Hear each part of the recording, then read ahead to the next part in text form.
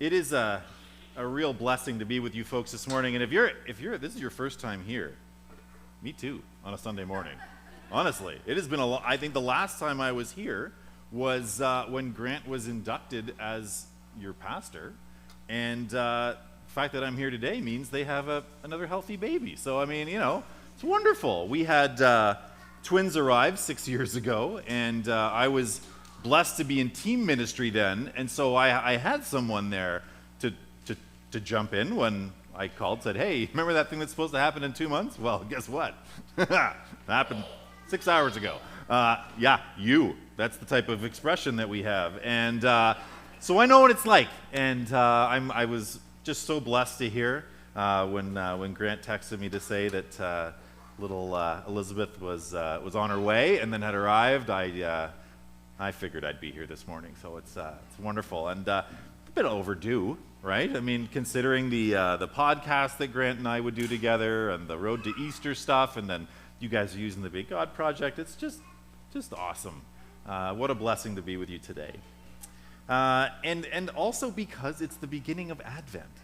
And let's be honest, when we're family, there is literally no greater season than Christmas.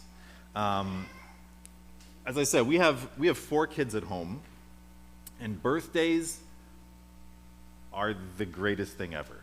I don't know if you know this, but birthdays, they're what you count down to for like a month, fittingly. You plan the party. As soon as that party's done, you start planning the next year. It's a big deal who you invite. I've had my son came home a few weeks ago saying he was invited to a birthday party. No idea who this kid was. I was like, sorry, who is this boy? He said, he's my best friend. I was like, what do you mean you best friend? I have literally never heard of him before, but getting invited to a birthday party is a big deal. And I don't know if it's the same in your houses, but as soon as that first decoration comes out, it just is just a steady increase in the excitement level. And our littlest, Emmy, said it very well. We were talking about stuff as we were, pulling out different decorations that were from different relatives and different occasions and whatnot. And she said, you know what makes Christmas the bestest? Because that's a word.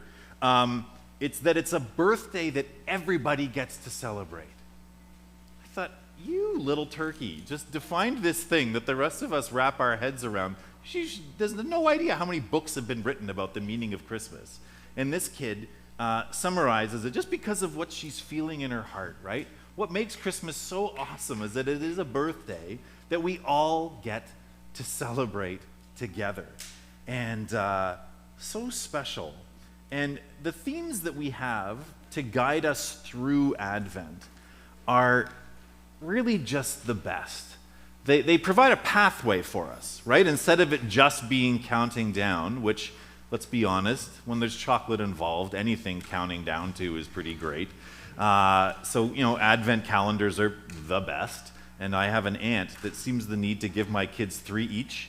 Like my brothers and I, we used to have 1 calendar. And we'd have cut the candy and the little chocolate and 3, that was, I don't know, it was the 80s. That's what parents did. Anyway, it's good to have a path for us, right? These themes of hope, joy, peace, and love all lead us toward Jesus.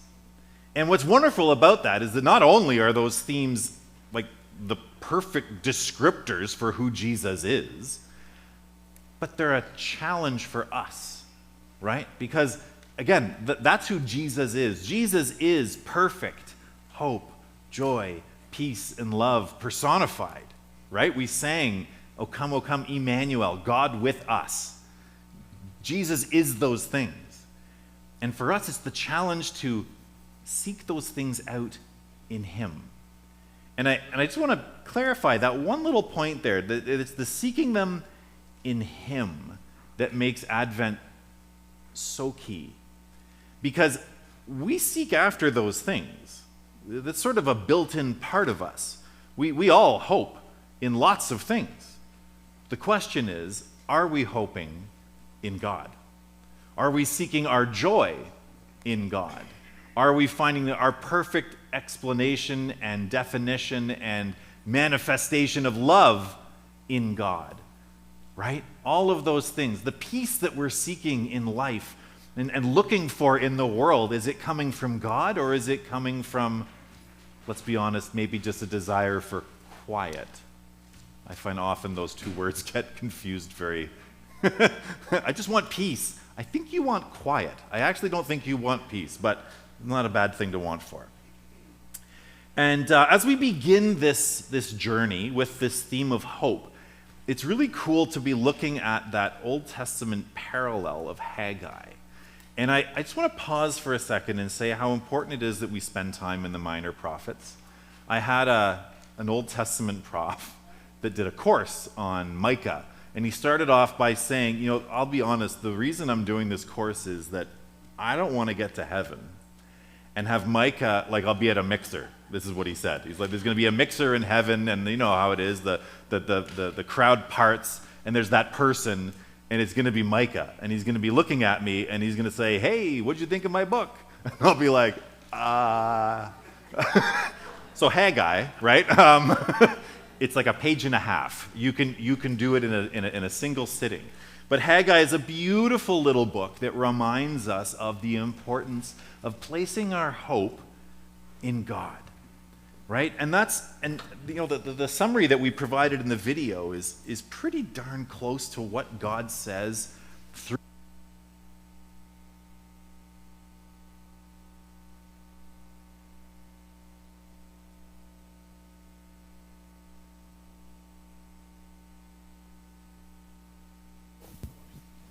Alrighty, so Haggai, which sounds a lot like Hey Guy, doesn't it? Like, that's really helpful. But anyway, so this is Haggai 1, 5, and 6. There's just two little verses here that remind us of this. The Lord who rules over all says, think carefully about how you are living. That's always a tricky thing to hear from God, because you know that there's going to be something on the other side of it that you're going to have to work on. If God is saying, take a closer look, okay. You've planted many seeds, but the crops you have gathered are small. So you eat, but you never have enough. You drink, but you are never full. You put on your clothes, but you are not warm. You earn your pay, but it will not buy everything you need. Certainly, think carefully about how you are living. I am convicted by those verses when I think about how my wife and I spend our days, how we are raising our kids, and the things that we may or may not be focusing enough on. We spend a lot of time. Our world really makes us think that if you work hard enough, you can have it. And the truth is, that's not actually the way it goes. Not in a fallen world, anyway. Not in a fallen world where there's someone who's more than happy to take credit for your work. Not in a fallen world where there's someone at school that maybe won't be kind to you, even if you're kind to them. And that's just the truth, right? At best, we will be disappointed when we put our hope and faith and joy and hope and love in the world. At best, we'll be disappointed. But there's a lot of other worse things that can happen along the way of not putting our hope in God. He asks us, are we putting our hope in what we can do? Or are we putting our hope truly in what God can do for us? And again, I think that sounds pretty familiar to me. Psalm 62, however, interestingly, which comes before this period in history, says this: He is the God who gives me hope. It is surely true that He is my rock and the God who saves me. He is like a fort to me, so I will always be secure. I depend on God to save me and to honor me. He is my mighty rock and my place of safety. Trust in Him at all times, you people. So interesting. Anyway, tell him all your troubles. God is our place of safety. There's a lot in there. I'll leave most of it for Grant to unpack with you at a future date. But I want to zero in on the first verse that talks about how he is the God who gives us hope. Friends, not all hope is the same. If all hope was the same, the Leafs wouldn't have lost in overtime last night. I'm sorry, it's true. Is it too soon? I'm not a Leafs fan. I don't care. But I'm just saying, if all hope was the same, the Leafs would have a lot of cups, right? There'd be a lot of lotto winners. There'd be a lot of people getting Lamborghinis for bonuses this Christmas, and there'd be a lot of Nintendos, Xboxes, and PlayStations under trees, right? Not everything we hope for will happen, because not all hope is the same. But it's true. If all hope was the same, there wouldn't be hungry families. If all hope was the same, there wouldn't be people living in tents in our cities. I think about them often as the winter comes.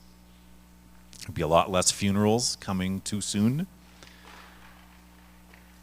But when we put our hope in anything but God to be ultimately what defines us, that's where the road ends. And that's a hard thing to think about. The Bible doesn't promise us, God doesn't promise us that when we put our hope in him, it will be a perfectly smooth road from here on out. Quite the opposite, actually. But our future is secure. We know where we're going, and we know whose we are. And we can at least put our finger on why it is that maybe those other things aren't coming about in our lives. Because that's not what life is about. What we celebrate at Advent, the birthday that we all get to celebrate, is the hope that we have in God's promise that he will know us by name and will welcome us by name when our time here is done, whenever that is, and that we will get to spend eternity with him. And not a single minute of our days here will be wasted if we are spent putting our hope in Jesus. Amen. Amen.